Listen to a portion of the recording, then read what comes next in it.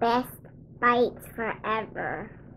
Hey, what's up everyone? Welcome to Best Bites Forever. In this video, I am making Mexican pizza. If you haven't subscribed already, go ahead and do it now and let's rock it out. So the first thing that I'm doing is adding a little bit of olive oil into my pan.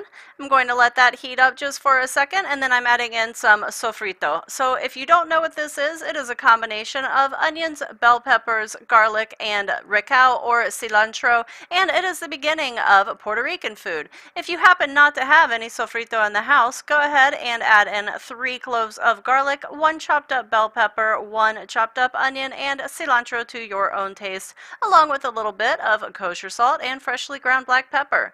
The next thing that I'm adding in here is some ground beef, and I have 1.5 pounds here.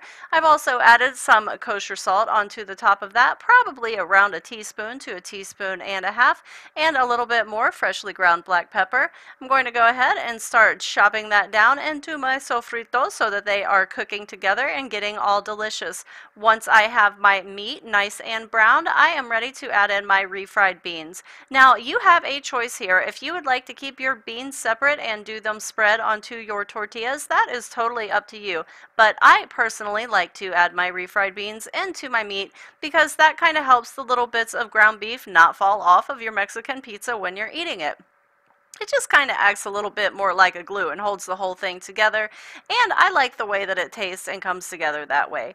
I'm just going to go ahead and continue mixing these together until my refried beans are nice and heated all the way through, and this is what that's going to look like. It is absolutely gorgeous, and we are ready to go ahead and hook up some tortillas.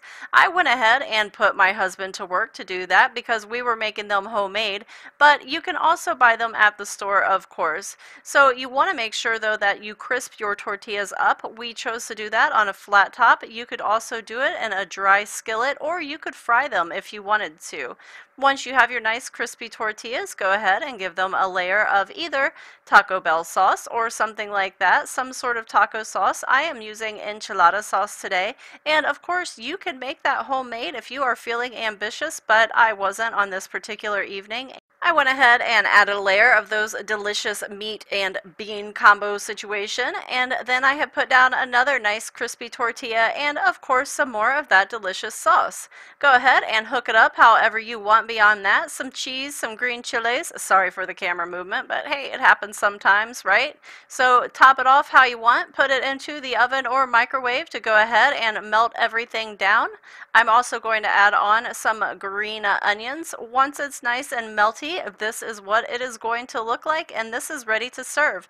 Hey, if you haven't subscribed already, go ahead and do so now. I have videos coming up every Wednesday as well as every other Monday and every other Friday, sometimes kind of randomly on the Fridays, I'm not gonna lie. But yeah, I will see you in the next video. Happy cooking, everyone. Bestbitesforever.com